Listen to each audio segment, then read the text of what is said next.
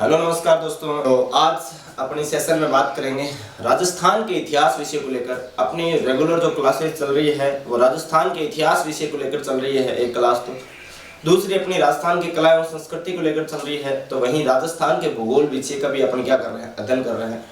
अलग अलग वीडियोस, अलग अलग जो प्लेलिस्ट बनी हुई है, आप मिशन उत्कर्ष का जो यूट्यूब प्लेटफॉर्म है उस पर जाना और उसकी प्लेटफॉर्म जो प्लेलिस्ट है उसमें जाकर चेक करना। आपको राजस्थान का भूगोल बाय मूलचंद सर नाम से एक प्लेलिस्ट मिलेगी जिसमें भूगोल विषय का आप अध्ययन कर सकते हैं। वहीं आपको राजस्थान का इतिहास बाय मूलचंद सर नाम से भी एक प्लेलिस्ट मिल जाएगी जिसमें आप राजस्थान के इतिहास विषय का अध्ययन कर सकते हैं। तो वहीं आपको राजस्थान की कला एवं संस्कृति यानी कि राजस्थान की आर्ट एंड कल्चर की मैं बात करूं तो उसकी भी आपको बाय मूलचंद सर नाम से एक प्लेलिस्ट आपको वहां बनी हुई मिलेगी। उसमें आप जाकर राजस्थान की कला एवं संस्कृति का क्या कर सकते हैं, अध्ययन कर सकते हैं। तो आज की इस सेशन में अपन बात करेंगे राजस्थान के इतिहास विषय को लेकर। तो उससे पहले एक छोटा सा मोटिवेशनल कोड जो मैं आपके लिए हमेशा लेकर आता हूं उसकी अपन बात कर लेते हैं। हाँ भाई, क्या बात कर लेते हैं मोटिवेशनल कोड की। मोटिवेशनल कोड कुछ यूं है कि राह संघर्ष की जो चलता है संसार को वही बदलता है। कि राह संघर्ष की जो चलता है संसार को वही बदलता है। जिसने रातों से जीती है जंग, जिसने रातों से जीती है जंग, सुबह सूर्य बनकर वही चमकता है, सुबह सूर्य बनकर वही चमकता है। इसी मोटिवेशन कोड के साथ मैं आपको थोड़ा सा सारांश इसका समझा देता हूं कि भाई रातों से जिसने संघर्ष किया है, रातों में जिसने पढ़ाई की है, रातों को भूलकर दिन रात एक करके जिसने पढ़ाई की है वो निश्चित रूप से कभी ना कभी क्या होगा, सफल होगा। तो आपको दिन रात कंटिन्यू क्या करनी है, मेहनत करनी है और लगातार पढ़ना है। बहुत जल्द अपन एक हिंदी की क्लास भी लेकर आएंगे जिसमें राजस्थान का जो एसआई का एग्जाम है उसको ध्यान में रखते हुए अपन हिंदी विषय का अध्ययन बहुत जल्द करेंगे। हो सकता है कल आपके लिए हिंदी की क्लास आपको प्रोवाइड करवा दी जाए। कल से अपन रेगुलर हिंदी का भी क्या करेंगे, अध्ययन करेंगे, क्योंकि राजस्थान एसआई का एग्जाम जो है उसमें हिंदी बहुत डिटेल से पूछी जा रही है और बहुत ही डिटेल से अपन हिंदी का क्या करेंगे भाई, अध्ययन करेंगे।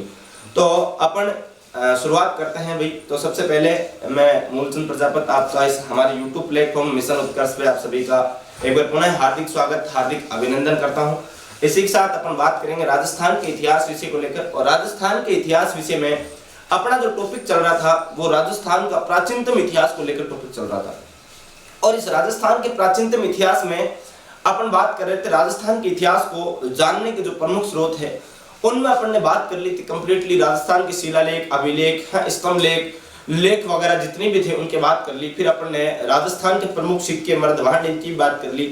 अब अपना जो नया टॉपिक चल रहा है वो चल रहा है वर्तमान में राजस्थान की जो प्रमुख पुरातात्विक स्थल है, फिर राजस्थान की यूं कहूं सभ्यताओं को लेकर अपन क्या चल रहा है, टॉपिक चल रहा है। जिसमें अपन ने कुछ महत्वपूर्ण सभ्यताओं को, जैसे अपन ने बात कर ली थी कालीबंगा की बात कर ली, सौंथी की बात कर ली, आहट सभ्यता की बात कर ली थी।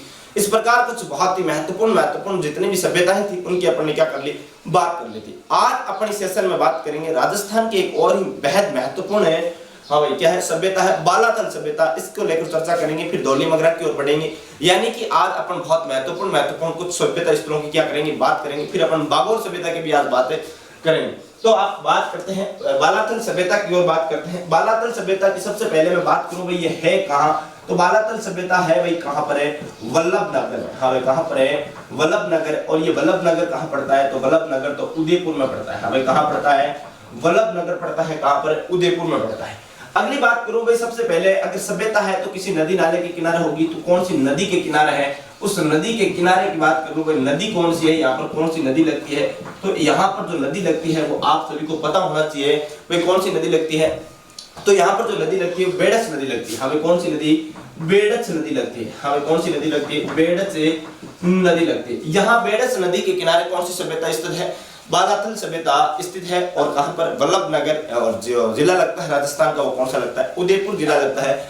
यहाँ बहुत ही महत्वपूर्ण एक पुरातात्विक स्थल क्या है, स्थित है।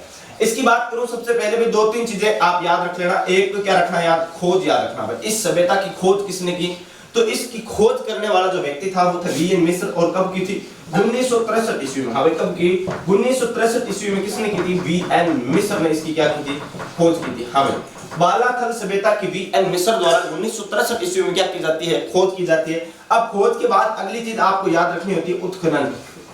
भाई क्या याद रखनी होती है, उत्खनन। और इसका जो उत्खनन कार्य होता है वो 1993 ईस्वी में होता है। हाँ भाई कब होता है, 1993 ईस्वी में, और उत्खनन करने वाले 4 व्यक्ति थे। हाँ भाई, कितने व्यक्ति? 4 व्यक्ति, जिसमें प्रमुख जो व्यक्ति था वो कौन था? अपना जो खोजकर्ता वीएन मिश्र है, यही यहाँ पर प्रमुख क्या थे? उत्खनन करता। फिर बात करूं यहाँ पर एक व्यक्ति और वीएस शिंदे। हाँ भाई, क्या था? वीएस शिंदे भी यहाँ उत्खनन करता हूं, महत्वपूर्ण व्यक्ति है। फिर क्या है? एक व्यक्ति और डॉक्टर दवे।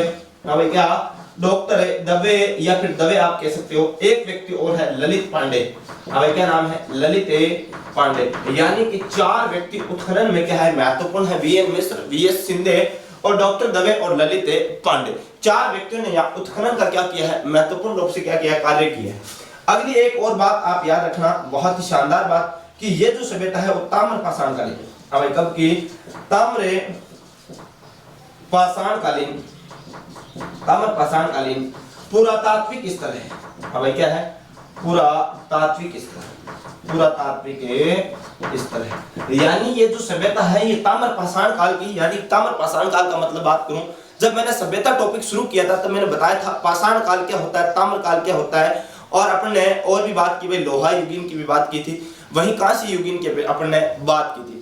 ताम्र पाषाण यानी कि जिस काल में लोग, पाषाण का मतलब होता है पत्थर, जिस काल में लोग पत्थरों के औजार से परिचित थे, और कुछ रूप से क्या किससे थे भाई? तांबे से भी क्या हो गए थे? परिचित हो गए थे। यानी कि तांबे और लोहे का जो युग था, उस युग से, जिस युग में लोग परिचित थे, उसको ताम्र पाषाण काल कहते हैं। यहां तक एक बार स्क्रीनशॉट ले लो, फिर अपन आगे की ओर क्या करते हैं? चर्चा करते हैं। अब यहां तक स्क्रीनशॉट ले लिया तो आगे बात करते हैं इसी बालाथल सभ्यता से क्या क्या अवशेष प्राप्त हुए हैं, इन चीजों के बारे में अपन क्या कर लेते हैं? चर्चा कर लेते हैं। यहां तक आपने बात कर ली है, इसके खोज करता है वीएन मिश्र। 1963 ईस्वी में इसकी खोज होती है। 1993 ईस्वी में इसका क्या होता है? उत्खनन। और उत्खनन में आपको 4 महत्वपूर्ण व्यक्तियों का नाम याद रखना है, जिसमें महत्वपूर्ण व्यक्ति है वो वीएन मिश्र और वीएस शिंदे जो व्यक्ति है, ये 2 महत्वपूर्ण है। फिर आपको डॉक्टर दवे और ललित पांडे का नाम भी आपको याद रखना है, क्योंकि बहुत बार इन व्यक्तियों के नामों के बारे में क्या कर ली जाती है? एग्जाम में पूछ लिया जाता है। क्योंकि जहां वीएन मिश्र और वीएस शिंदे अगर ऑप्शन में नहीं मिला तो आपके उत्खनन करता वाला जो ऑप्शन होगा उसमें आपको ललित पांडे और डॉक्टर दवे कभी भी ऑप्शन में प्राप्त हो सकता है, तो उनका भी अपने को बहुत ध्यान रखना है। अगली बात करूं इसी बालाथल सभ्यता में, बालाथल सभ्यता की बात करूं, यहाँ उत्खनन में क्या क्या चीजें प्राप्त हुई, तो आपको यहाँ बालाथल सभ्यता को पहले अपन घेरे में कैद कर लेते हैं, फिर बात करते हैं। अभी क्या करते हैं? ये सभ्यता है कौन सी? अपनी बालाथल सभ्यता। और बालाथल सभ्यता कहां से प्राप्त हुई? तो ये वल्लभ नगर है, उदयपुर से क्या होती है? अपनी प्राप्त होती है। बालाथल सभ्यता की बात करूं तो सबसे पहले और महत्वपूर्ण बात करूं भाई, ये हड़प्पा कालीन यहां से क्या हुआ? मृदभांड प्राप्त हुए। यहां से हड़प्पा कालीन सभ्यता के मृदभांड प्राप्त हुए।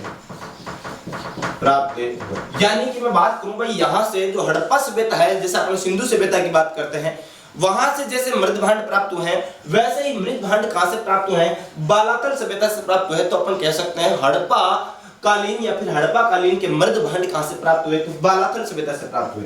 अगली बात और महत्वपूर्ण बात करूं, यहां से दुर्ग, हाँ भाई बात कर सकता हूं दुर्ग के साक्ष्य, या फिर यूं लिख लेना बड़े मकान के साक्ष्य प्राप्त हुए। हमें क्या? बड़े मकान के साक्ष्य प्राप्त, यानी कि एक दुर्ग के समान है क्या मिला? एक बड़ा मकान मिला, जिसे अपन दुर्ग भी कह सकते हैं। और कुछ मायनों में अपन दुर्ग की जो विशेषताओं को ये खंडित करता है, तो इसको अपन क्या कह सकते हैं? बड़ा मकान भी कह सकते हैं। तो दुर्ग या बड़े मकान के साक्ष्य भी कहां से प्राप्त हुए? तो ये बालाथल सभ्यता से अपने को क्या हुआ? इनकी साक्ष्य प्राप्त हुआ है। अगली बात, यहां से कुत्ते की मूर्ति प्राप्त हुई है। हमें किसकी मूर्ति प्राप्त हुई है? कुत्ते की मूर्ति प्राप्त है। हमें किसकी मूर्ति प्राप्त है? कुत्ते की मूर्ति प्राप्त है, या यूं कहूं भाई कुत्ते के क्या हुए? अवशेष प्राप्त हुए हैं। हाँ भाई, क्या हुआ? कुत्ते के अवशेष कौन सी सभ्यता से प्राप्त हुए? तो बालाथल सभ्यता से अपने को कुत्ते के अवशेष या फिर कुत्ते की मूर्ति क्या हुई है? अपने को प्राप्त हुई है। और महत्वपूर्ण बात, यहां से भैंसे की मूर्ति प्राप्त हुई है। हमें क्या हुई है? भैंसे की मूर्ति प्राप्त हुई है। यहां से देखो कुत्ते की मूर्ति प्राप्त हुई, और यहां से किसकी मूर्ति प्राप्त होती है? यहां से भैंसे की मूर्ति प्राप्त होती है। और एक महत्वपूर्ण बात याद रखना कि यहां से 5 लोहे गलाने की भट्टियां प्राप्त। हाँ भाई, यहां से 5 लोहा गलाने की भट्टियां प्राप्त। लोहा गलाने की यहां से 5 लोहा गलाने की भट्टियों के अवशेष प्राप्त हुए। हमें क्या प्राप्त हुए? भट्टियों के अवशेष प्राप्त। भट्टियों के अवशेष प्राप्त, अवशेष प्राप्त। यानी कि यूं कह सकता हूं कि भाई इस बालातल सभ्यता में कहीं न कहीं लोहा गलाने का कार्य भी मुख्य स्तर पर किया जाता होगा, इसीलिए यहां से 5 लोहा गलाने की भट्टियां प्राप्त हुई है। एक और महत्वपूर्ण बात जो कि बहुत बार एग्जाम में पूछा जाता है, एग्जाम में पूछा जाता है भाई राजस्थान में सूती कपड़े का अवशेष कौन सी सभ्यता से प्राप्त हुए हैं, तो आपका उत्तर होगा बागोर सभ्यता। लेकिन आपसे पूछ ले बागोर सभ्यता के तत्पश्चात या फिर बागोर सभ्यता को छोड़कर राजस्थान की कौन सी सभ्यता से सूती कपड़ा के अवशेष प्राप्त हुए हैं, तो वो सभ्यता अपनी कौन सी, बालाथल सभ्यता। हाँ, तो आप लिख सकते हो सूती कपड़ा का अवशेष प्राप्त। हमें किसका है, सूती कपड़ा का अवशेष प्राप्त, अवशेष प्राप्त। तो आप यहां पर एक चीज नोट लगा के लिख लेना कि राजस्थान में प्रथम बार सूती कपड़ा का अवशेष, सूती कपड़े का अवशेष बागोर सभ्यता से प्राप्त होता है। बागोर सभ्यता से प्राप्त। अब राजस्थान की बात करूं तो इस राजस्थान में जो बालातल सभ्यता है, यहां से किसके प्राप्त होते हैं अवशेष, सूती कपड़ा का अवशेष प्राप्त होते हैं, कुत्ते के भी अवशेष प्राप्त होते हैं। लेकिन सूती कपड़े की बात करूं तो सूती कपड़े के जो राजस्थान में सर्वप्रथम अवशेष प्राप्त होते हैं वो कहां से प्राप्त होते हैं, तो बागोर सभ्यता की बात करता हूं। हाँ भाई, कहां से, सॉरी बागोर सभ्यता नहीं, बेराट सभ्यता। हाँ भाई, कौन सी सभ्यता, बेराट सभ्यता। अरे भाई नाम गलत थोड़ा है, आप चेंज कर लेना, बेराट सभ्यता। हाँ, गलती हो जाती, गलती इंसान से होती, कोई बात नहीं। तुरंत आपकी अगर गलती तुरंत सही हो जाए तो वो गलती नहीं होती, वो क्या होती है, एक भूल होती है। तो कोई बात नहीं, एक भूल समझ के आप यहाँ से चेंज कर लेना। हमें सूती कपड़े के राजस्थान में प्रथम बार जो अवशेष प्राप्त होते हैं वो कहां से प्राप्त होते हैं, बेराट सभ्यता से क्या होते हैं, प्राप्त होते हैं। लेकिन ये वहीं अगर बात करूं, ये जो सूती कपड़ा है, ये सूती कपड़े के जो अवशेष है ये यहाँ से बालातल सभ्यता से प्राप्त होते हैं। अब देखो बालातल सभ्यता में क्या क्या चीज प्राप्त हुई, यहाँ से हड़प्पा कालीन सभ्यता के मर्दभांड यानी कि जो मिट्टी के ठीकरे होते हैं, मिट्टी के जो बर्तन होते हैं उनकी बात करता हूँ। यहाँ से हड़प्पा के समान यानी जो सिंधु सभ्यता, हड़प्पा जो सभ्यता है, वहां से जिस प्रकार के मर्दभांड मिट्टी के बर्तन जो प्राप्त हुए हैं, उसी प्रकार के मिट्टी के बर्तन कहां से प्राप्त हुए, बालातल सभ्यता से प्राप्त होते हैं। लेकिन वही बात करूं, दुर्ग या बड़े मकान के साक्ष्य भी कहां से प्राप्त हुए हैं, तो बालातल सभ्यता से। भैंसे की मूर्ति भी यहां से प्राप्त होती है, तो कुत्ते की मूर्ति भी प्राप्त होती है। यहां से 5 अलग अलग लोहा गलाने की भट्टियों के क्या हुए, अवशेष प्राप्त हुए हैं। वहीं यहां से सूती कपड़ा के भी क्या हुए, अवशेष प्राप्त हुए। तो ऐसी सभ्यता अपनी कौन सी, बालातल सभ्यता। यहां तक एक बार स्क्रीनशॉट ले लीजिए। यहां तक अगर आपने स्क्रीनशॉट ले लिया तो आगे बात करते हैं, अगली जो सभ्यता है उसके बारे में बात करते हैं। अगली सभ्यता अपन बात करेंगे धौली मगरा सभ्यता के बारे में, क्या कर लेते हैं, बात कर लेते हैं। और ये जो धौली मगरा नामक स्थान है ये कहां से प्राप्त होता है, ये भी उदयपुर से ही प्राप्त होता है। और ज्यादा कुछ याद रखना नहीं है धौली मगरा में, छोटी सी सभ्यता है, 2-4 बात याद रख लेना। अगर आपने आहार सभ्यता अच्छे से पढ़ रखी है तो सेम है अपनी कौन सी सभ्यता, धौली मगरा सभ्यता। और ज्यादा अपन यहाँ पर कुछ लिखेंगे नहीं क्योंकि अपने आहार सभ्यता में खूब डिटेल से क्या किया है, अध्ययन कर रखा है। तो यहाँ आप ध्यान रखना, सभ्यता कौन सी, धौली मगरा सभ्यता।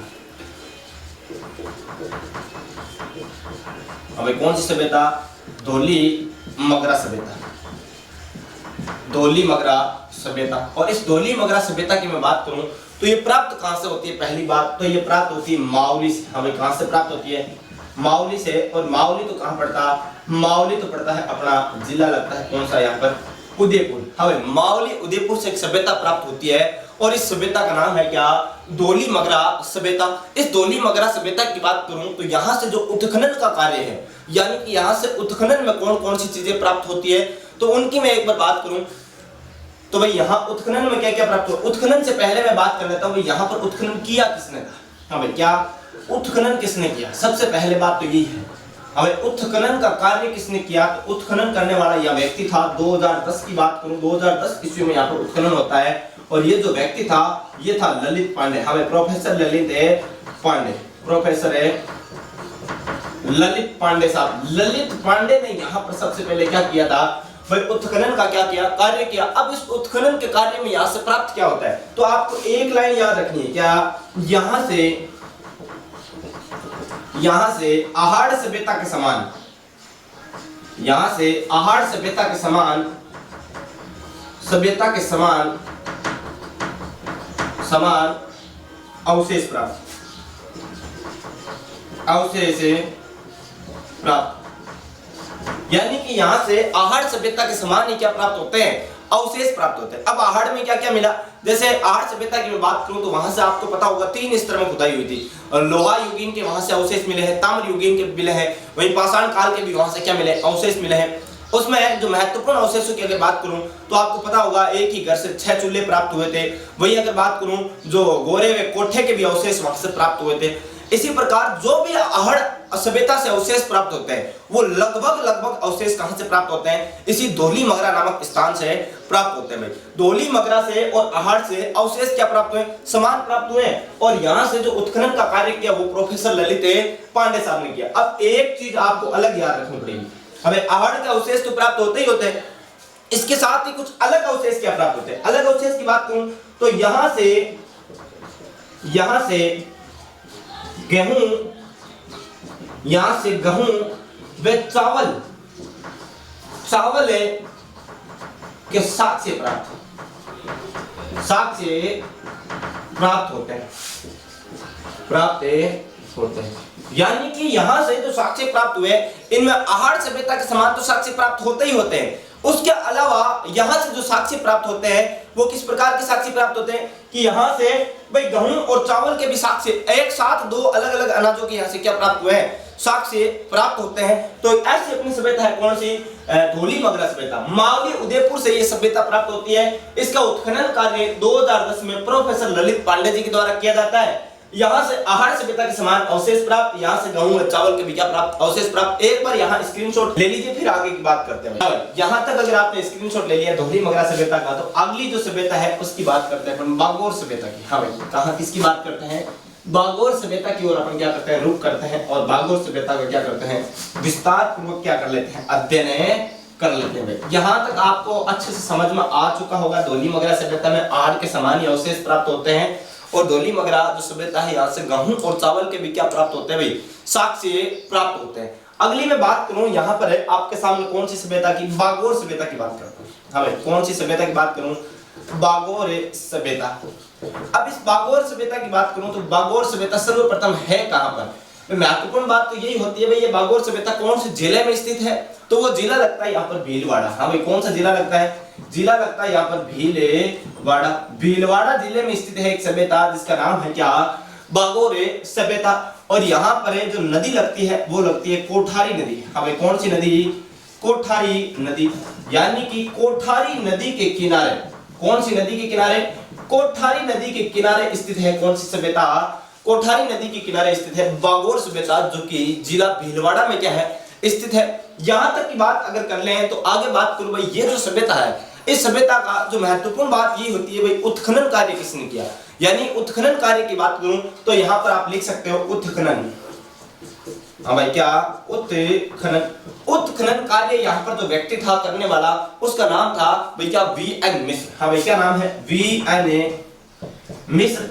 वी.एन. मिश्र को अपन क्या कहते हैं, वीरेंद्रनाथ मिश्र कहते हैं। हाँ भाई, क्या, वीरेंद्रनाथ मिश्र, वीरेंद्रनाथ मिश्र, वी.एन. मिश्र कह दो चाहे आप क्या कह दो, वीरेंद्रनाथ मिश्र कह दो, बात क्या है, एक ही है। हाँ भाई, वी.एन. मिश्र, वीरेंद्रनाथ मिश्र को क्या कहते हैं, वी.एन. मिश्र के नाम से जाना जाता है, शॉर्टकट नाम है इसका। अगली बात करूं, इसी ने इनकी खोज भी की थी और इसी ने इसकी क्या किया, उत्खनन भी किया। अब आप लिख सकते हो ये उत्खनन कार्य, ये खोज कब किया था, तो 1967 ईस्वी में, 67 से लेकर 69 ईस्वी तक यहाँ पर क्या चला था, कार्य चला था। अगली बात करूं भाई ये जो सभ्यता है यहाँ से प्राचीनतम पुरातात्विक अवशेष यानी प्राचीनतम पशुपालन के क्या मिलते हैं, यहाँ से अवशेष प्राप्त होते हैं। यानी आप लिख सकते हो राजस्थान में अब तक की जितनी भी सभ्यताएं खोजी गई है उन खोजी गई सभ्यताओं में सबसे प्राचीनतम पशुपालन के कहां से अवशेष कहां से प्राप्त होते हैं, तो यहां से बागोर सभ्यता। तो आप लिख सकते हो राजस्थान में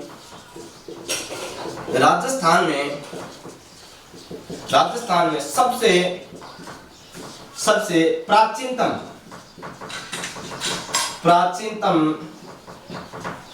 पशुपालन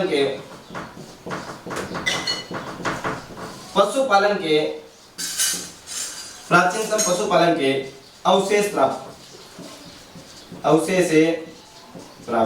यानी कि राजस्थान में अब तक के सबसे प्राचीनतम पशुपालन के अवशेष कौन सी सभ्यता से प्राप्त होते हैं, तो वो सभ्यता अपनी कौन सी सभ्यता, बागोर सभ्यता। फिर बात करूं यहीं से मध्य पाषाण काल के ये जो पुरातात्विक स्थल है मध्य पाषाण काल का पुरातात्विक स्थल है, कब का है, मध्य मध्य पाषाण कालीन पुरातात्विक स्थल।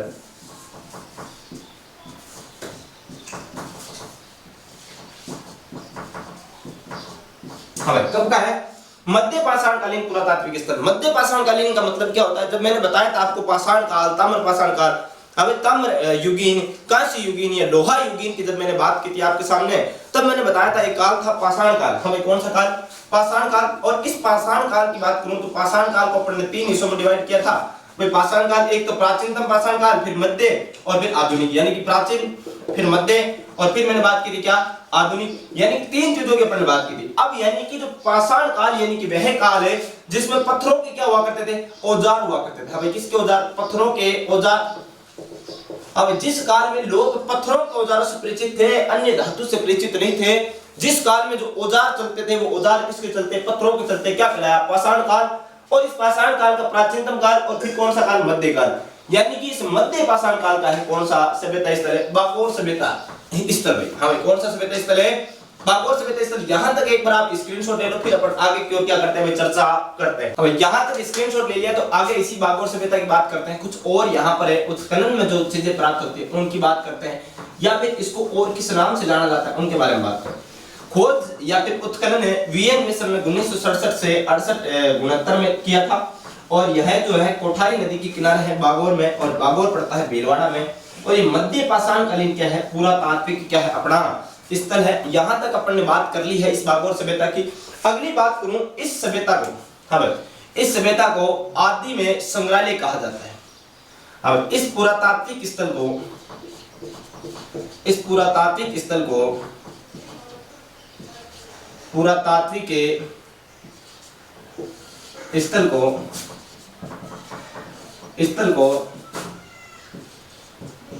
को आदिम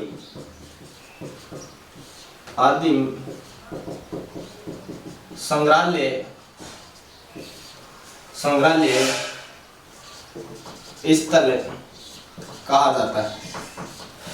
कहा जाता है। यानी कि इस पुरातात्विक स्थल को आदिम संग्रहालय पुरातात्विक स्थल के रूप में भी जाना जाता है। आदिम संग्रहालय का मतलब क्या होता है? यानी कि प्राचीनतम अवशेषों का जब संकलन कर रखा हो, बहुत ही प्राचीनतम अवशेष जहां से प्राप्त हो रखा हो, उसको क्या कहते हैं? आदिम संग्रहालय के नाम से जाना जाता है। अब अगली बात, यहां एक चीज और बात करूं, यहां से अवशेष, यहां से आहार सभ्यता के समान, आहार सभ्यता के समान अवशेष प्राप्त, यानी कि यहां से भी अवशेष कैसे प्राप्त हुए हैं? जैसे अवशेष आहार सभ्यता में प्राप्त हुए, वैसे अवशेष कहां से प्राप्त होते हैं? अपने बागोर सभ्यता से। और फिर अपन ने अभी धौली मगरा सभ्यता पढ़ी थी, तो मैंने बताया था धौली मगरा सभ्यता से भी अवशेष कैसे प्राप्त हुए। बिल्कुल आहार सभ्यता के जैसे ही अवशेष प्राप्त होते हैं। तो धौली मगरा और बागोर सभ्यता आप दो याद रखना कि यहां से अवशेष कैसे प्राप्त हुए हैं। बिल्कुल वैसे ही अवशेष प्राप्त हुए हैं जैसे कि आहार सभ्यता से क्या प्राप्त हुए? अपने को अवशेष प्राप्त होते हैं। तो यहां तक तो बात ठीक है, लेकिन यहां एक चीज और आप याद रखना, इसे महासतियों का टीला कहा जाता है। इसे महासतियों का टीला कहा जाता है।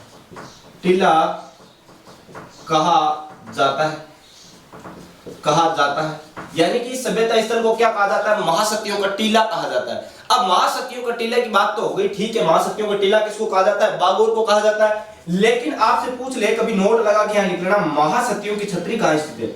अब राजस्थान में महासतियों की छतरी कहां स्थित है? तो महासतियों की छतरी की जगह छतरियां लिखना ज्यादा बेटर रहेगा। छतरियां कहां स्थित है? तो आहाड़ उदयपुर में स्थित है। अभी कहां स्थित है? आहाड़ उदयपुर में स्थित है। महासतियों की छतरियां तो कहां? आहाड़ उदयपुर में है। लेकिन महासतियों का टीला किसको कहा? बागोर सभ्यता को कहा। क्यों कहा जाता है महासतियों की छतरियां इसको आहाड़ उदयपुर को? तो यहां पर मेवाड़ राजघराने का शमशान घाट है। हमें मेवाड़ राजघराने का शमशान घाट स्थित है। अब क्या स्थित है? शमशान घाट यानी कि व्यक्तियों को मृत्यु के बाद यहीं पर दफनाया जाता था, यहीं पर जलाया जाता था और उसके ऊपर क्या बढ़ा दी जाती थी, छतरी बढ़ा दी जाती थी। इसलिए यहाँ पर महासतियों की छतरी किसको कहा, तो अहाड़ उदयपुर को, लेकिन महासतियों का टीला किसको कहा, बागोर सभ्यता को। वहीं इसे पुरातात्विक स्थल का आदिम संग्रहालय भी कहा जाता है, बागोर सभ्यता को। और यहाँ से अहाड़ सभ्यता के समान क्या प्राप्त होते हैं, अवशेष प्राप्त होते हैं। फिर वही अपन ने बात की थी, इसका जो उत्खनन या खोज का कार्य है वो वीएन मिश्र, वीरेंद्रनाथ मिश्र ने 1967 से लेकर 69 ईस्वी के मध्य किया था। लेकिन आगे अपन कुछ और भी चीजों की बात कर ली थी कि भाई ये है अहाड़ सभ्यता के समान अवशेष प्राप्त होते हैं, कोठारी नदी के किनारे स्थित है, भीलवाड़ा में स्थित है। यहाँ तक अपन ने चर्चा कर ली थी, आगे की चर्चा करेंगे। और पहले आप इसका एक बार स्क्रीनशॉट ले लीजिए भाई। यहाँ तक स्क्रीनशॉट ले लिया तो आगे की ओर बात करते हैं अगली सभ्यता, यानी अपन ने अब तक बात कर ली है बागोर सभ्यता की। और बागोर सभ्यता को क्या कहा जाता है भाई, आदिम संग्रहालय भी कहा जाता है। और यहाँ से जो अहाड़ सभ्यता है उसके समान ही क्या मिलते हैं भाई, अवशेष प्राप्त होते हैं। और इस सभ्यता को महासतियों का क्या कहा जाता, टीला कहा जाता। और महासतियों की छतरी तो राजस्थान में कहाँ स्थित है, अहाड़ उदयपुर में है, जहां पर मेवाड़ घराने के क्या थे भाई, शमशान घाट क्या थे, स्थित थे।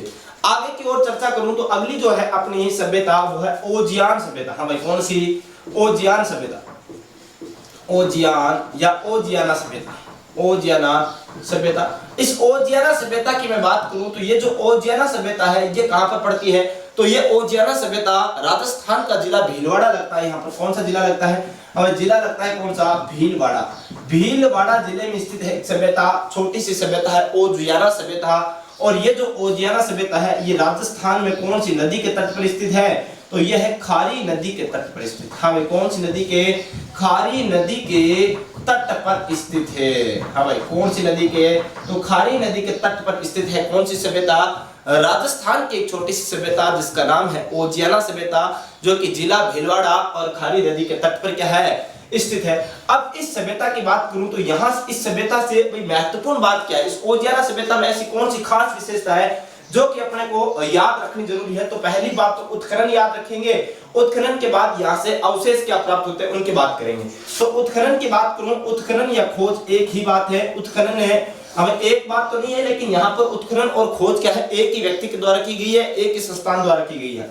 तो उत्खनन यहाँ पर 2001 ईस्वी में होता है। कब होता है, 2001 ईस्वी में। और किसके द्वारा, तो वो होता है राजस्थान पुरातत्व विभाग, राजस्थान पुरातत्व विभाग, राजस्थान पुरातत्व विभाग प्लस इसके साथ एक व्यक्ति था जिसका नाम है वीएन मिश्र। वीएन मिश्र यानी कि वीरेंद्रनाथ मिश्र की बात कर रहा हूं। राजस्थान पुरातत्व विभाग वे वीएन मिश्र के द्वारा यहाँ पर उत्खनन का कार्य सन 2001 ईस्वी में यहाँ पर किया गया था। आगे बात करूं भाई, यहाँ से अवशेष की बात करूं, यहाँ से क्या अवशेष प्राप्त होता है, तो यहाँ से एक ही चीज आपको याद रखनी महत्वपूर्ण, वो क्या, कि यहाँ से ओजियन बुल प्राप्त। हाँ भाई, ओजियन बुल प्राप्त हुआ, ओजियन बुल के साक्ष्य प्राप्त, ओजियन बुल के साक्ष्य प्राप्त। अब ओजियन बुल का मतलब क्या, बुल का मतलब होता है सांड, यानी कि ओजियाना सभ्यता से एक सांड के अवशेष प्राप्त हुए, इसलिए इसको नाम क्या दे दिया, ओजियाना या फिर ओजियन या फिर ओजियाना बुल के यहाँ से क्या प्राप्त हुए, साक्ष्य। और एक और महत्वपूर्ण बात की यहाँ से सफेद, हाँ भाई क्या बात कर रहा हूं, सफेद मृद भांड के, सफेद मृद भांड के साक्ष्य प्राप्त। अब आपसे पूछ ले कि राजस्थान की कौन सी सभ्यता स्थल से सफेद मृद भांड के साक्ष्य प्राप्त होते हैं, तो वो अपना कौन सा स्थल है भाई, ओजियाना भीलवाड़ा का पुरातात्विक स्थल है, जहां से क्या प्राप्त होता है, जहां से अपने को सफेद मृद भांड प्राप्त होता है, यहीं से ओजियन बुल भी अपने को प्राप्त होता है। और एक आप छोटा सा सभ्यता स्थल और याद रख लेना, एकदम छोटा सा लल्लन टॉप सभ्यता स्थल जिसका नाम है बांका। और ये जो बांका सभ्यता स्थल है ये भी कहां पर पड़ता है, ये भी अपना एक जिला पड़ता है भीलवाड़ा। और इसी भीलवाड़ा जिले में, अब जब भीलवाड़ा की बात कर रहे हैं, ओजियाना की बात कर रहे हैं, तो एक छोटा सा सभ्यता स्थल जिसमें अपने को एक ही चीज याद रखनी है, और ये जो बांका सभ्यता स्थल है ये भी कहां पड़ता है, भीलवाड़ा में। और इसमें जो महत्वपूर्ण बात अपने को याद रखनी है वो एक ही, कि राजस्थान की प्रथम, अब क्या, राजस्थान की प्रथम अलंकृत गुफा का अवशेष, अलंकृत गुफा के अवशेष प्राप्त, अब राजस्थान के कौन से स्थान से प्रथम बार अलंकृत गुफा के क्या हुए अवशेष प्राप्त हुए? तो वो अलंकृत गुफा के अवशेष कहां से प्राप्त होते हैं? बांका सभ्यता स्थल। और बांका सभ्यता स्थल कहां पर पड़ता है? जिला भीलवाड़ा में पड़ता है। भीलवाड़ा में पहली सभ्यता की बात की, ओजियाना पड़ता है भीलवाड़ा में। अब ओजियाना कहां पड़ता है? भीलवाड़ा में। और खारी नदी के तट पर 2001 में यहां पर राजस्थान पुरातात्विक सर्वेक्षण विभाग और वीएन मिश्र द्वारा क्या किया जाता है? उत्खनन का कार्य किया जाता है। और यहीं से ओजिन बुल के क्या हुए अपने को साक्ष्य प्राप्त, यानी कि यहां से सांड के क्या हुए अपने को बेल के क्या हुए अवशेष प्राप्त होते हैं। और वहीं अगर बात करूं यहां से सफेद मृद भांड के भी अपने को क्या प्राप्त होते हैं? अवशेष प्राप्त होते हैं। वहीं एक और सभ्यता स्थल की बात की, छोटा सा एक लाइन का, बांका सभ्यता स्थल। और बांका जो सभ्यता स्थल या पुरातात्विक जो स्थल है ये भी अपना कहां पड़ता? ये भी भीलवाड़ा में ही पड़ता है। और यहां से राजस्थान की प्रथम अलंकृत गुफा के क्या होते हैं अपने को अवशेष से प्राप्त होता है। यहां तक आप एक बार स्क्रीनशॉट ले लीजिए, फिर अपन बात करते हैं नगरी सभ्यता स्थल। यहां तक अगर आपने नोट कर लिया तो एक बार आप स्क्रीनशॉट ले लीजिए, फिर अपन आगे की ओर स्क्रीनशॉट अब ले लिया होगा तो आगे की ओर बात कर लेते हैं। आगे की ओर बात करें एक नई सभ्यता जिसकी बात अपन कर रहे थे नगरी सभ्यता की। भाई किसकी बात कर रहे थे? नगरी सभ्यता की। ओजियाना सभ्यता भीलवाड़ा में पड़ता है। और भीलवाड़ा में कौन सी नदी के तट पर? खारी। उत्खनन 2001 में राजस्थान पुरातात्विक विभाग प्लस वीएन मिश्र यानी कि वीरेंद्र नाथ मिश्र ओजियान बुल के यहाँ से साक्ष्य प्राप्त होते हैं। और यहीं से सफेद मृद भांड के भी क्या प्राप्त होते हैं? साक्ष्य। और बांका सभ्यता की अपन ने बात की, बांका भीलवाड़ा में पड़ता है। और यहाँ से राजस्थान के प्रथम अलंकृत गुफा के क्या प्राप्त हो रहे थे? अवशेष प्राप्त हो रहे थे। अब अगली बात करते हैं नगरी की। हाँ भाई किसकी बात कर रहे हैं? अगला जो सभ्यता स्थल है नगरी। और इस नगरी सभ्यता स्थल की बात करूं तो भाई नगरी सभ्यता की बात करूं तो नगरी जो सभ्यता स्थल ये पुरातात्विक स्थल है, इसका जो ये जो स्थल है ये कहां पड़ता है? पहली बात तो ये पड़ता है चित्तौड़गढ़ में। हाँ भाई कहां पड़ता? नगरी चित्तौड़गढ़ में पड़ता है, चित्तौड़गढ़। और इस चित्तौड़गढ़ से बात करूं भाई नगरी जो है ये कौन सी नदी के किनारे प्राप्त होता है सभ्यता स्थल? तो ये बेडच नदी के किनारे स्थल है भाई। ये जो नगरी जो सभ्यता स्थल है कौन सी नदी के किनारे है? तो बेडच नदी के किनारे स्थित है। हाँ भाई कौन सी नदी के किनारे? तो आप लिख सकते हो बेडच नदी के किनारे स्थित, नदी के किनारे स्थित सभ्यता स्थल। यानी कि बेडच नदी के किनारे कौन सा सभ्यता स्थल स्थित है? तो नगरी सभ्यता स्थल है। और नगरी सभ्यता स्थल कौन से जिले में पड़ता है? तो चित्तौड़गढ़ जिले में पड़ता है। अब महत्वपूर्ण बात इसका उत्खनन कार्य। हाँ भाई सबसे महत्वपूर्ण कार्य यही होता है उत्खनन। और उत्खनन कह दो चाहे खोज कह दो, बात क्या है? दोनों एक ही बात है। यहाँ की खोजकर्ता और उत्खननकर्ता एक ही व्यक्ति है। इसलिए बात करूं उत्खनन इसका होता है कब? 1904 ईस्वी में। हाँ भाई कब होता है? 1904 ईस्वी में। और किसके द्वारा? तो डॉक्टर भंडारकर। हाँ भाई कौन है? डॉक्टर है भंडारकर। डॉक्टर भंडारकर द्वारा ही इसका खोज की जाती है और इसी का क्या किया जाता है? उत्खनन किया जाता है। नगरी सभ्यता स्थल है जो कि चित्तौड़गढ़ में स्थित है, बेडच नदी के किनारे है। 1904 ईस्वी में डॉक्टर भंडारकर द्वारा यहाँ पर क्या किया जाता है? उत्खनन कार्य किया जाता है। अब महत्वपूर्ण बात क्या याद रखना कि यहाँ पर इस सभ्यता स्थल का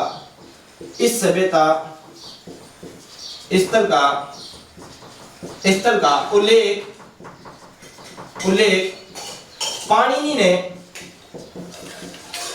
ने अपने ग्रंथ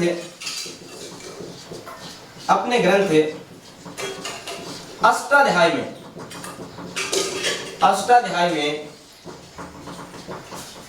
कर रखा है।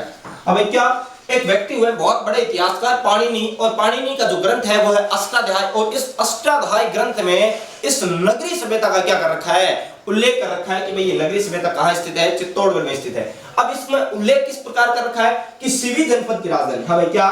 सीवी जनपद की राजधानी। ये जो नगरी है ये सीवी जनपद की राजधानी थी। सीवी जनपद की राजधानी थी। राजधानी सीवी जनपद की माध्यमिका थी। हमें क्या थी? मध्यमिका या माध्यमिका एक ही बात है, मध्यमिका थी। और इसी मध्यमिका को अपन ने किस नाम से जाना है? नगरी। और नगरी कहां पर स्थित है? चित्तौड़गढ़ में स्थित है। हमें कहां स्थित है? नगरी तो कहां स्थित है? वर्तमान में चित्तौड़गढ़ में। और उस समय ये नगरी मध्यमिका को ही कहा जाता था। यानी कि पाणिनि ने अपने ग्रंथ में भी उल्लेख कर रखा है। 1904 में डॉक्टर भंडारकर इसकी खोज करते हैं और उत्खनन कार्य करते हैं। चित्तौड़गढ़ में स्थित है, बेडस नदी के किनारे स्थित है। और आगे बात की ये सीवी जनपद की प्राचीनतम क्या थी, राजधानी के रूप में जानी जाती थी। यहां तक एक बार स्क्रीनशॉट ले लो, फिर आगे की ओर इसी की चर्चा करते हैं। यहां तक स्क्रीनशॉट ले लिया तो आगे बात करते हैं। इसी नगरी की बात करें, इसी नगरी में और क्या क्या प्राप्त होता है, तो यहां से अवशेष के बारे में बात करें तो एक छोटा सा कुछ अवशेष की बात कर ली। यहां से एक सिक्का प्राप्त होता है। क्या होता है, यहां से एक सिक्के के अवशेष प्राप्त होते हैं और वो जो सिक्का है वो किस प्रकार का है इसके बारे में अपन चर्चा करते हैं। तो आप नोट कर सकते हो यहां से सिक्के के अवशेष प्राप्त। हाँ भाई क्या हुआ, सिक्का प्राप्त हुआ। हाँ भाई आप लिख सकते हो सीवी जनपद का सिक्का प्राप्त, सीवी जनपद का सिक्का प्राप्त, सिक्का प्राप्त। अब आप कह दोगे गुरुजी आप कोई रामदेव जी थोड़ी हो, आप कोई वर्मा जी थोड़ी हो कि आपको पता चल गया कि भाई यह जो सिक्का है ये सीवी जनपद का ही सिक्का था, आपको कैसे पता चला। तो ये भाई सिक्का जो है सिक्के से साक्ष्य प्राप्त होते हैं। मैंने पहले ही कहा था सिक्के जो है इतिहास को जानने के प्रमुख स्रोतों में शामिल होते हैं, और जब मैंने आपको सिक्के पढ़ाया था तो बहुत अच्छे से इस टॉपिक को अपने क्लियर भी किया था। तो आप देखो भाई इसको पता कैसे चला, तो ये जो सिक्का प्राप्त होता है, सिक्का इस प्रकार का एक सिक्का प्राप्त हुआ, और इस सिक्के से प्राप्त क्या होता है भाई, ये जो सिक्का है इस सिक्के के यहाँ पर क्या लिखा हुआ है, एक नाम लिखा हुआ है भाई। एक साइड तो ये होगी, एक साइड इसके पीछे वाली साइड होगी, तो एक साइड नाम लिखा हुआ है सीवी जनपदेशी। हाँ भाई क्या नाम लिखा हुआ है, सीवी जनपदेशी। यानी कि आपको पता चल गया भाई ये सिक्का कहाँ का है, तो सीवी जनपद का सिक्का है। और इसी सिक्के की दूसरी साइड क्या नाम लिखा हुआ है, दूसरी साइड नाम लिखा हुआ है मध्यमिकाय। हाँ भाई क्या नाम लिखा है, मध्यमिका। यानी कि इसी सीवी जनपद की राजधानी का नाम था मध्यमिका, और इस मध्यमिका नाम का भी क्या कर रखा है, उल्लेख कर रखा है। अब आपको पता चल गया होगा भाई ये सिक्का कहाँ का था, सीवी जनपद का ही सिक्का था, क्योंकि इसके ऊपर, इस सिक्के के ऊपर ऐसा क्या कर रखा है, उल्लेख कर रखा है। अगली बात भाई ये जो अपन बात कर रहे हैं नगरी सभ्यता स्थल, इस सभ्यता स्थल की बात करूं तो यहाँ से एक अभिलेख भी प्राप्त होता है, और वो है शिलालेख की बात करूं, गोसुंडी शिलालेख यहाँ से प्राप्त होता है। इस गोसुंडी शिलालेख की बात करूं तो यहाँ की जो खोज की थी वो गोसुंडी शिलालेख की वो 1887 ईस्वी में कवि राजा श्यामल दास ने की थी। लेकिन इसको पढ़ने वाला जो व्यक्ति था वो कौन था, डॉक्टर भंडारकर था। अब अपन बात करें इसी गोसुंडी शिलालेख की बात करूं तो इससे पहले एक चीज आप और नोट कर लेना इसी में ही भाई, क्या है नगरी जो है इसके चारों तरफ परकोटे के अवशेष प्राप्त होता है। हाँ भाई क्या, नगरी सभ्यता के चारों तरफ है परकोटे के अवशेष प्राप्त, परकोटे के अवशेष प्राप्त। यानी ये जो नगरी है इस नगरी के चारों तरफ क्या मिले, परकोटे के अवशेष प्राप्त। परकोटे का मतलब क्या होता है, जैसे कोई गांव है और गांव के चारों तरफ क्या कर रखी है, चार दीवारी यानी दीवार बना रखी है, इसी को क्या कहते हैं, परकोटा कहते हैं। और ये जो नगरी सभ्यता मिली है, इस नगरी सभ्यता का जो नगर था यानी जो शहर था उसके चारों तरफ क्या मिला है, परकोटा मिला है, दीवार से घिरा हुआ शहर मिला है, इसलिए अपन कह सकते हैं भाई नगरी सभ्यता के चारों तरफ क्या था, परकोटा स्थित था। अगली बात करूं भाई गोसुंडी शिलालेख की बात करूं भाई, किसकी बात करूं, गोसुंडी शिलालेख यहीं से प्राप्त होता है। कौन सा शिलालेख है, गोसुंडी शिलालेख। और ये जो गोसुंडी शिलालेख तो कहां से प्राप्त होता है, चित्तौड़गढ़ से, यानी नगरी चित्तौड़गढ़ से क्या हुआ, प्राप्त होता है। तो आप लिख सकते हो गोसुंडी शिलालेख कहां से प्राप्त होता है, चित्तौड़गढ़ से। अब इस गोसुंडी शिलालेख की बात करूं भाई, इसकी पहली बात तो खोज किसने की, और सबसे पहली बात इस गोसुंडी शिलालेख की खोज किसने की, तो एक व्यक्ति है कवि राजा श्यामल दास। हाँ भाई नाम क्या है, कवि राजा श्यामल दास, कवि राजा श्यामल दास। और ये जो कवि राजा श्यामल दास है इन्होंने इसकी खोज की, कब की थी, 1887 ईस्वी में खोज कर दी। अब कब की, 1887 ईस्वी। यानी नगरी सभ्यता की खोज तो 1904 में उत्खनन होता है, उससे पहले इसकी क्या कर दी थी, इस शिलालेख की, इस अभिलेख की क्या कर दी, खोज कर दी थी किसने, कवि राजा श्यामल दास ने। लेकिन इस कवि राजा श्यामल दास को समझ में नहीं आया इसमें लिखा हुआ क्या है, तो इसको पढ़ने वाला व्यक्ति था, कौन है, इसको पढ़ा किसने, तो उस व्यक्ति का नाम था डॉक्टर भंडारकर। हमें कौन है, यानी कि डॉक्टर भंडारकर। यानी इस गोसुंडी शिलालेख को सबसे पहले किसने पढ़ा, डॉक्टर भंडारकर ने। और डॉक्टर भंडारकर ने जब पढ़ा तो इसको पता चला कि भाई यहाँ पर तो ये जो शिलालेख है इसमें किसकी उल्लेख कर रखा है, सीवी जनपद का, नगरी का उल्लेख कर रखा है। और नगरी का जब उल्लेख मिला तो डॉक्टर भंडारकर ने इस नगरी का क्या किया, उत्खनन का कार्य किया। और इसमें जो सबसे महत्वपूर्ण बात है गोसुंडी शिलालेख की, इसमें वैष्णव संप्रदाय की, अब इसके वैष्णव संप्रदाय के सबसे प्राचीनतम अवशेष प्राप्त। यानी कि आपसे पूछ ले कि राजस्थान में वैष्णव धर्म के सबसे प्राचीनतम अवशेष कौन से शिलालेख से प्राप्त होता है, तो वो शिलालेख है अपना कौन सा, गोसुंडी शिलालेख। जो कि 1887 ईस्वी में कवि राजा श्यामलदास द्वारा खोजा गया था नगरी सभ्यता में। और नगरी सभ्यता कौन सी? चित्तौड़गढ़ से। और इसको जो पढ़ने का कार्य किया वो किसने किया? डॉक्टर भंडारकर ने किया। और यहीं से वैष्णव संप्रदाय के सबसे प्राचीनतम क्या मिलते हैं? इसी शिलालेख से अवशेष से प्राप्त होते हैं। सीवी जनपद का यहाँ से एक सिक्का प्राप्त होता है और नगरी सभ्यता के चारों तरफ परकोटे के भी अवशेष कहां से प्राप्त होते हैं? अब नगरी सभ्यता से प्राप्त होते हैं। तो यहाँ तक एक स्क्रीनशॉट ले लो, फिर अगली सभ्यता जोधपुर सभ्यता के बारे में अध्ययन करो। यहाँ तक स्क्रीनशॉट ले लिया तो अगली सभ्यता की बात करते हैं, जोधपुर सभ्यता। सीवी जनपद का सिक्का प्राप्त, जिस पर सीवी जनपद से नाम उल्लेखित है एक तरफ, दूसरी तरफ मध्य निकाय नाम भी उल्लेखित है। कौन सी सभ्यता की बात करें? नगरी सभ्यता। और नगरी सभ्यता के चारों तरफ परकोटे के भी क्या मिलते हैं? अवशेष अपने को प्राप्त होते हैं। वहीं गोसुंडी शिलालेख का भी यहाँ से अवशेष प्राप्त होता है, चित्तौड़गढ़ से, नगरी सभ्यता से।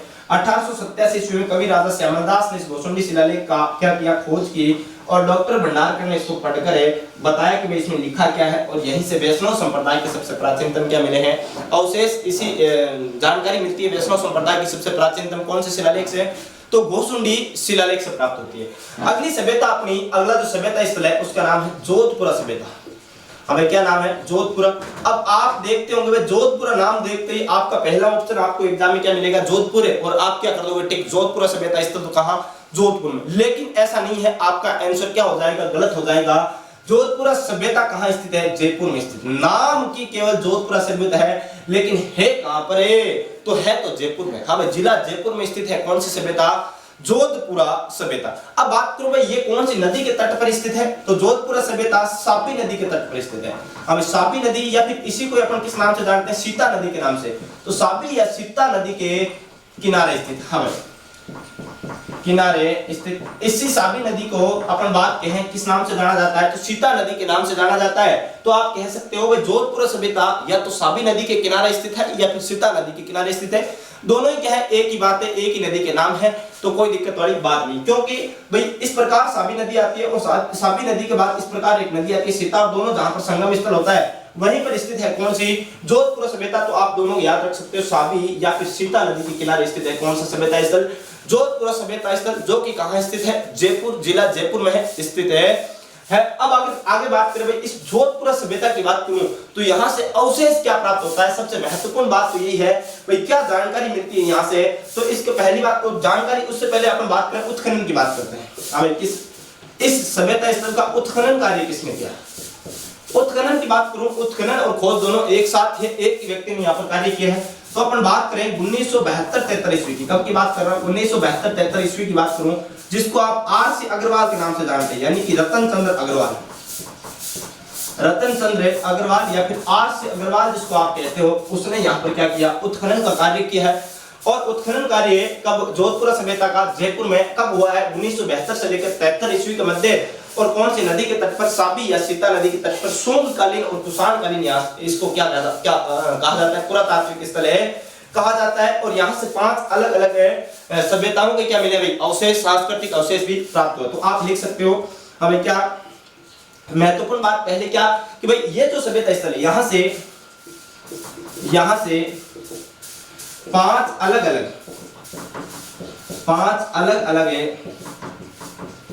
सभ्यताओं के 5 अलग अलग सभ्यताओं के सांस्कृतिक अवशेष प्राप्त। हमें क्या? सांस्कृतिक अवशेष प्राप्त। हमें आपसे पूछ ले 5 अलग अलग सभ्यताओं के अवशेष एक साथ, सांस्कृतिक अवशेष कौन सी सभ्यता से प्राप्त हुआ राजस्थान में? तो वो है जोधपुर सभ्यता। कहां से? जोधपुर। एक तो आपको सूती कपड़ा वाला जो मैंने आपको बताया था, अभी कौन सा आपको बताया था? बेराट सभ्यता। और बेराट के बाद आपको बताया था बालाथल में इसकी सूती कपड़ा का अवशेष प्राप्त हुआ था। उसी प्रकार यहां से 5 अलग अलग सभ्यताओं के क्या हुए? सांस्कृतिक अवशेष क्या हुए? प्राप्त हुए। अगली चीज जो महत्वपूर्ण है वो क्या कि यह शुंगकालीन, यानी कि जब शुंग राजवंश का क्या था? शासन था। शुंगकालीन व कुषाणकालीन, यानी कि जब कुषाणों का भारत पर राज था, कुषाणकालीन पुरातात्विक स्थल है। कैसा है? पुरातात्विक स्थल, यानी कि शुंग काल के और जो कुषाण काल है, इन दोनों के यहाँ से अवशेष प्राप्त होते हैं। इसलिए अपन कह सकते हैं भाई ये जो सभ्यता स्थल है यहाँ से ये शुंगकालीन या फिर कुषाणकालीन क्या है, पुरातात्विक स्थल है। यानी कि अपन ने बहुत सारी चीजों की बात की कि ये जोधपुरा सभ्यता, पहली बात तो सबसे महत्वपूर्ण बात ही यही है कि भाई ये है कहां पर स्थित है, तो जयपुर में स्थित है। कौन सी नदी के, तो साबी नदी के किनारे स्थित है। उत्खनन का कार्य 1972-73 में रतन चंद्र अग्रवाल द्वारा किया जाता है। और अगर बात करूं तो भाई और महत्वपूर्ण बात क्या कि रतन चंद्र अग्रवाल यहाँ से 5 अलग-अलग सभ्यताओं के क्या सांस्कृतिक अवशेष प्राप्त हुए। और है महत्वपूर्ण बात ये शुंगकालीन या कुषाणकालीन पुरातात्विक स्थल है। अगली महत्वपूर्ण बात, एक और बात याद रख लेना, जोधपुरा सभ्यता अपनी क्या हो जाएगी, कंप्लीट हो जाएगी। वो क्या कि यहां से 2500 ईसा पूर्व से 2500 ईसा पूर्व से लेकर 200 ईस्वी तक, यानी कि मैं 2500 ईसा पूर्व की बात कर रहा हूं और 200 ईस्वी की बात कर रहा हूं, लगभग 2700 साल की यहां पर मैं बात कर रहा हूं। 2500 ईसा पूर्व से लेकर 200 ईस्वी तक की लोहा गलाने की भट्टियों के अवशेष, लोहा गलाने की भट्टियों के अवशेष प्राप्त।